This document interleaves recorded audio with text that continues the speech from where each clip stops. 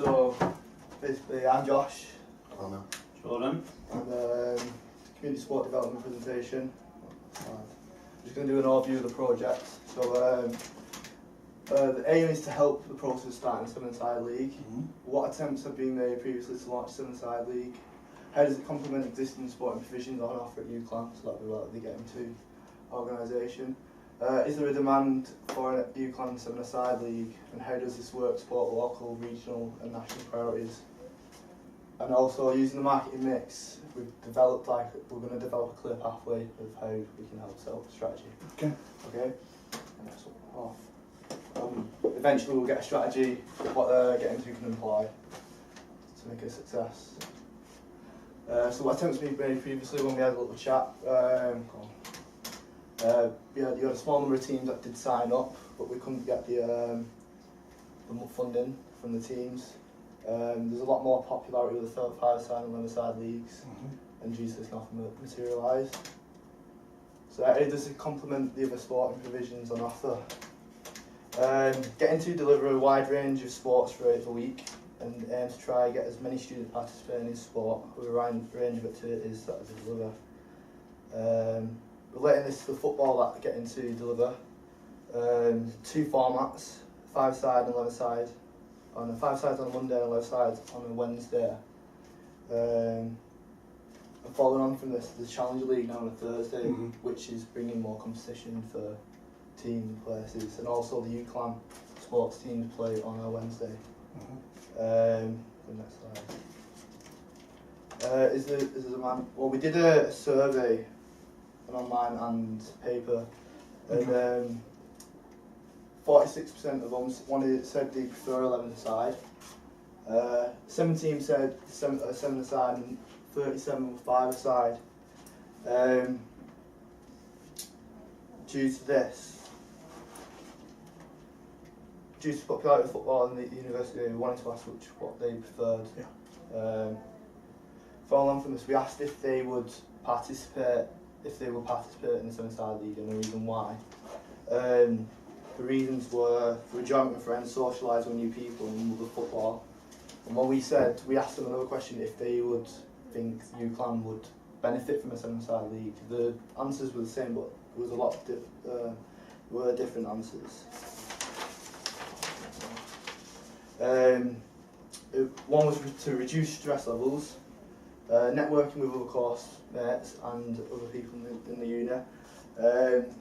They could join other leagues, so the SU League, the 5-a-side league, so it could bring more income towards the Getin2 organisation. And Getin2 a very organised organisation within UCLan. Right, so obviously with the initiative of the seven-a-side, we've looked at local, regional and national organisations, for example Sport England, Preston City Council, to see if they're kind of linking, if they've still got something going on that's popular like seven-a-side to recreational. So first I've gone with local, so I've looked at Preston City Council, I've looked at some of their files, and it's come up with that. They do seven-a-side and 5-a-side and stuff like that, but they're more focused on a wider range, whereas SU's only uni students in it. So obviously Preston's is 16 to 45-year-olds, I think it is a wider range, as well as disability. So I don't think SSS Getin2 got disability. Not specifically, no. So yeah, so I think that the range is a lot wider with Preston City Council, and obviously the funding is going to be a lot greater, so they've got more places to do it. But with Preston City Council, their top 3 priorities is obviously reducing crime, improving public safety, and supporting work with young people. Whereas I don't think Getin2 is going to be into that kind of area. Yeah, it's more getting people active. It's active. Yeah, that's the main so thing. That's the next one. Right. So we've got 3 objectives, Preston City Council. This one kind of links in, as it's with the colleges and obviously UCLan. Encouraging physical activity, which is probably what Getin2 wants to do, get more people taking part. as well, this one develop a closer working relationship between further and higher education, and I'm sure that Preston City Council have got links in with the UCLan. And Well, they do, and they are a partner of the project as well. so, and there we go. And then obviously target and develop the recruitment, so that'll be more coaches, volunteers to help, and obviously progress, make it bigger. Next one. So regional, I've gone like Lancashire Fair. Lancashire Fair. When I looked up the page, they do the recreational sports, the traditional ones, 5-side, 6-side, 7s and your 11s. With the FA, it's more competitive, more than really taking just doing fun, because they have proper officials, proper effort, like everyone, like coaches are all like level 2 qualified, so it's a lot more serious and competitive. Because when I had a look on their page, it was just coming up with leagues, competitions, and they do the fun side when they do like maybe tournaments, like just people just turn up for it. So they do the sessions. So that was the FA. They do as well. So they do the which was still going. Don't know where it's at now in terms of the funding. Has just been at that changing point. But so the FA do that thing. So even that's the football mashups. They do that. You may have come across that. With some volunteering you've done. So there are those initiatives in place for that kind of recreational thing, but they usually are just a pathway which they hope would lead to an increase in those things.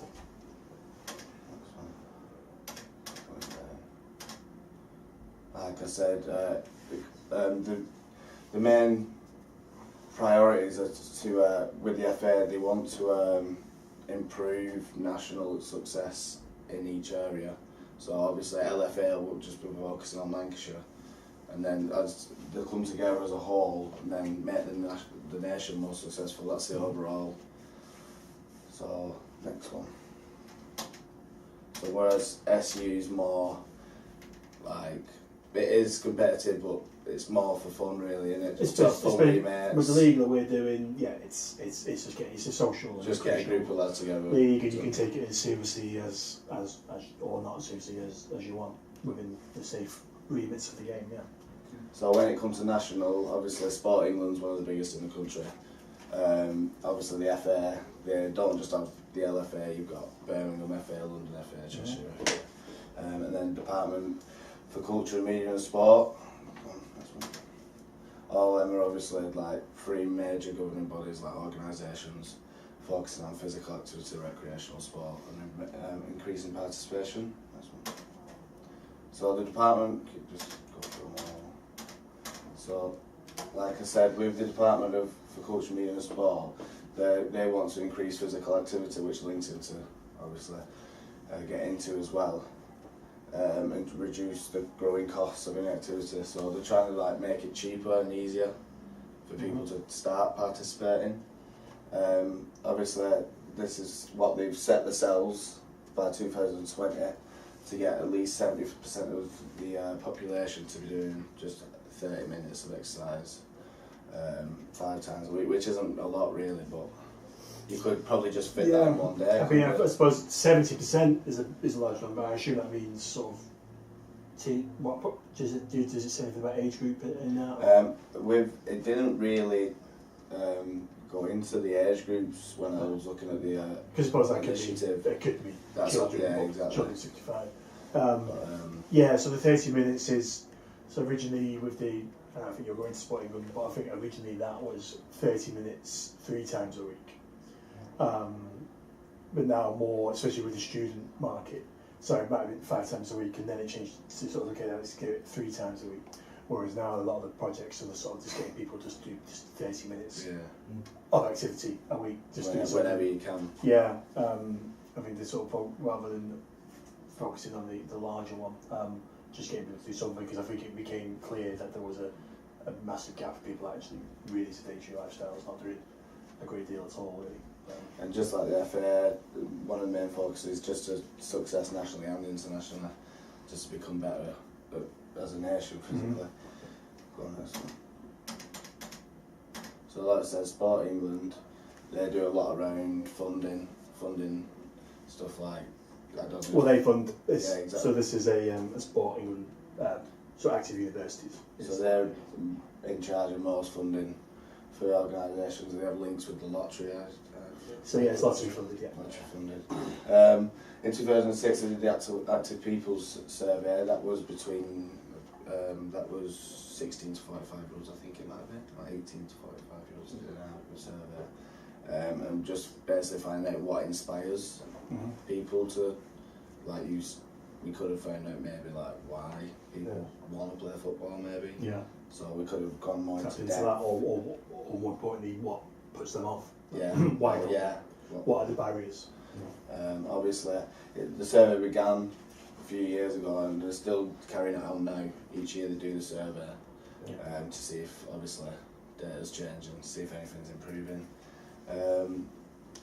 This one as well, the Sport England board has developed a strategy called Northwest on the Move. They're working with a Northwest organisation to deliver their vision and shape for the future. The main focuses are increasing participation and widening access, so obviously that will mean building more, like just spreading really, innit? It's building accessible facilities. It's the main thing. Yeah. And then finally should be next one, the FA, which we touched on briefly with the LFA. The FA obviously are the head, and they just send out their coaches, all the people just to work in different sections of the country. Like I said, if you keep going down, you've got LFA, these are just a few: Birmingham FA, Cheshire FA and London FA. They're all funded by the FA, and they'll just run day sessions, events, just to get people participating more, which is kind of... The coaches will be like a really high standard as well, so they'll all have football level 2 or so. But they'll be getting with the FA, costs could be a bit more with the FA, just because of what you're going to get out of the FA. So. Did you find that on the other market, you might have touched on it a bit earlier on, that does the FA have a sort of a clear target on sort of small-sided games at all? Is there a target towards 7-a-side or 5-a-side? When I was reading about the small-sided games on the website, it was more aimed at your 5s and your 11s because obviously the popularity. But it did touch briefly on 6s and 7s, but they weren't as popular. The funding wasn't going as much on the 6s and 7s as it was on the 5s and the 11s. They do an annual the People's Cup. They They are still doing that one. Yeah, that's a 5-a-side. 5-a-side, yeah. So to make a clear pathway, we decided to do something called the marketing mix. It's made up of 7. It's called the 7 Ps.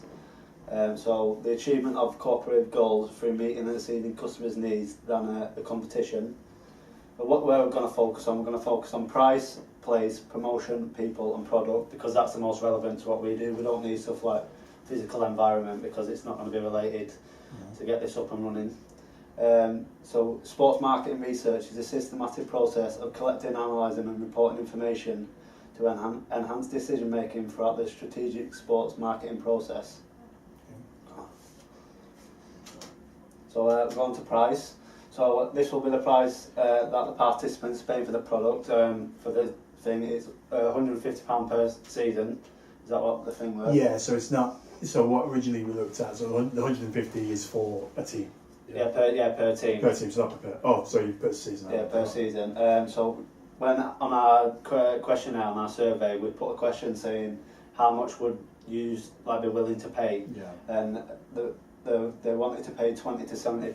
That's what the most thing answer. Because the students, I'm presuming, they obviously want to pay the lowest amount, amount of money. So everyone. But I don't think they look at it that you'd have to pay for insurance, referees. They don't know other outgoings costs going out, what you actually have to pay for. Sure. So other outgoings that the customers may have to pay for if participating in the 7-a-side, travel fees if it's not local, like if it's up at the sports centre, and hydration, energy drinks and stuff like that. So promotion, the best way for promotion. So back to there is your hidden costs. Really, which is a big thing in universities anyway. So promotion, best way for promotion in today's era, for the target audience that we're trying to do, and it's free of charge as well. So we've got Facebook, Twitter, Instagram, all the social media aspects of it. I think you can get like a wider audience, and you can reach out like students and that. They're always on the computers, social media. I think you're going to get more players participating and getting more teams by using these strategies. So something called the promotional mix is made up of 5 P's. It's advertising, sales promotion, public relations, direct marketing, and public selling. So say something like public relations. So if we created a team, and then Connor could go and ask like all the players that he plays with on 11-a-side, and he could get some more teams in, like going like the word of mouth as well. That could get more teams. The main advantage of social media marketing is cost related. The majority of social media sites are free to access. Create a profile and post information. The advantage of reaching your target market for little or no cash investment is substantial, and the audience wanting your information voluntarily joins or follows you. Okay, for one, just for your knowledge, I don't know if you do know about one sort of when with Facebook better than Twitter, I suppose you can do, and you'll see it, sort of sponsored ads on Facebook, and if you do that, there's a bit of science to it, but once you work that out, that can actually be quite successful, and it's something that we're open to. So, I don't know, maybe if you're going on to things beyond this, maybe there are things to look at, and looking at the algorithms around that. So who are our target audience?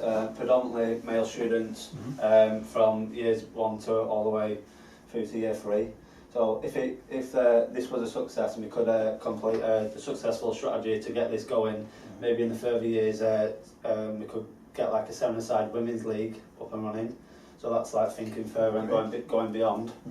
So target every course, not just sports course. So you can relate it to getting more people active, and not just saying, oh, it's just a football competition. You can relate it to health reasons and. Yeah, the question on that is, and something that we struggle with. Who would you say are the key people to speak to within a course? Would it be finding a lecturer or a course leader, or finding a keynote within that group? Well, sometimes at the beginning of the year we normally get one person to become a course rep for our course. Sometimes they all have meetings together, and so we could. Possibly best to speak to them or the head of the course, which would help. I try that one. I think we've gone through the student route sometimes, and it's a bit hit and miss, as you can imagine. So maybe course leaders, if we could get some of them to sort of invest into it in some way. But okay, sorry. So I've got the target audience has to be made aware of the existence of what we're actually doing and its availability, and you'll be able to achieve this through good promotional skills. Like say, if everyone knows about it, the more people you're going to get down, and the more teams you're going to get involved. Okay. So the place where would be the most relevant place to hold this competition?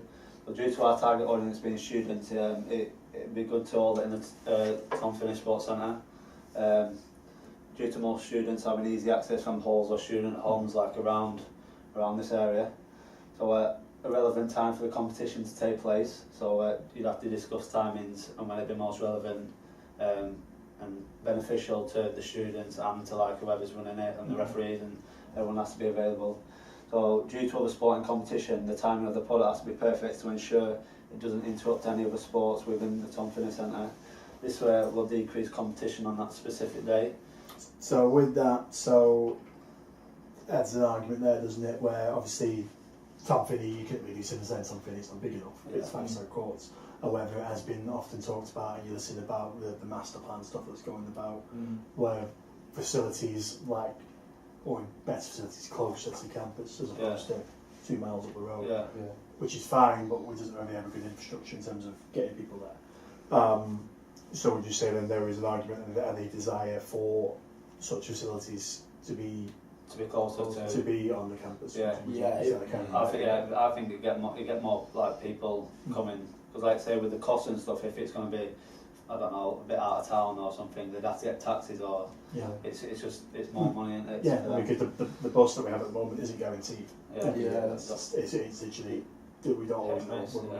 We struggle sometimes on a Wednesday with the times. And that's that's something that is put on. There's not an infrastructure for that from the council or anything. So it's carrying on. For example, you wouldn't try run a 7-side competition on a Wednesday night due to the SU League and the University of Football like being a lot more like run on the Wednesdays. So and finally, it has to be the right product at the right time in the right place and suit your target audience. Okay. Cool. Good then. Cheers. So yeah, a couple of questions. So would you then say, sort of some of your, going back to your findings, sort of from your survey, a couple of things around that. So would you say that perhaps, because you're thinking of the 7-a-side was, it's a little less committal than 11s in terms of organisation. Like you, but I know a couple of you guys turn off the 11s, but again, because you've got a couple of lads who were keen to that, you know, with Jake and Alex, Jake and Whittles will probably put their hands up and say, yeah, we'll organise it. Yeah.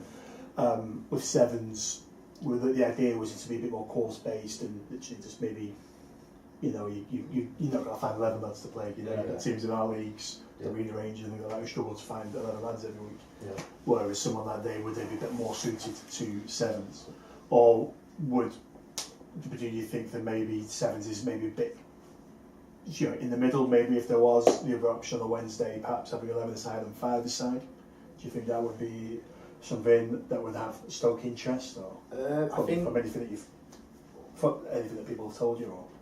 I think putting it on the right day would be like help it a lot more. So like what John said, just 11-a-side and through the day, and all the sports teams. If we had it say on a Tuesday, it would help a lot more. But I think, like you said, with like arena rangers, the struggles to get teams together.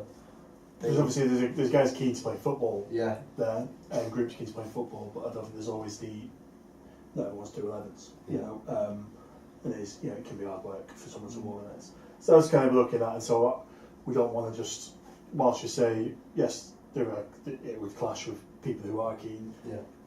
You want to. The idea is obviously increase the participants as well. So maybe looking at, okay, well, this is a day where generally people are free Wednesday afternoons. They're meant to be anyway. Yeah. You've got a group here. Yeah, there's the offer, 11-a-side, and a small side game of some description if you want to go and do that. It's kind of to start thinking from it. With your survey, sort of what kind of sample did you have? A rough size? And who did it go to?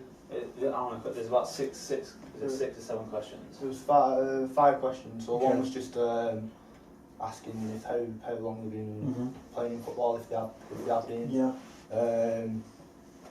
What they preferred, what format they preferred. How much would they be willing to pay? Would it benefit the university to get into the students? And would they participate in the 7-side league?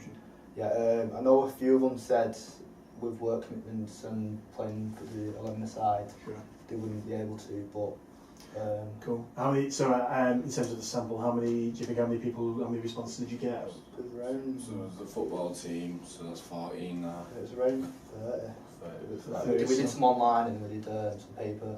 It was more success with the paper copies. Cool. Okay. And your group and your sort of area, how did you pick your sample? Was it just sort of make lads, friends, people who can just anyone who share it around. A bit of an overall view on it all. Yeah, no, just for me, just my thinking. Because what I was saying, if you could, obviously when you're able to, when you've had this marks, whatever, you could send this over to me, and then maybe there's some notes on sort of findings and kind of feedback that you got that maybe you couldn't include. That'd be good, just so I can then chat to sort of my bosses. With our next assignment, that will link into it. So once we've completed our assignment limit marks, we'll send it over to you. Great. So you'll get 3 different papers, 3 strategy papers, and we'll all like try and put like a clear pathway. Oh, great. So you'll have 3 different views on it all and how we think it'll be a success. So. Cool. Yeah, great. One thing you did say, which I find is quite true, and we could probably jump onto a bit more, is the word of mouth. I think, you know, sort of there's. So again, like for yourselves, I mean, you played 11-side this year. I don't think you played before, did you? No. So how did you hear about? Did you hear about it from just from Alex and just word of mouth, and it just passed around.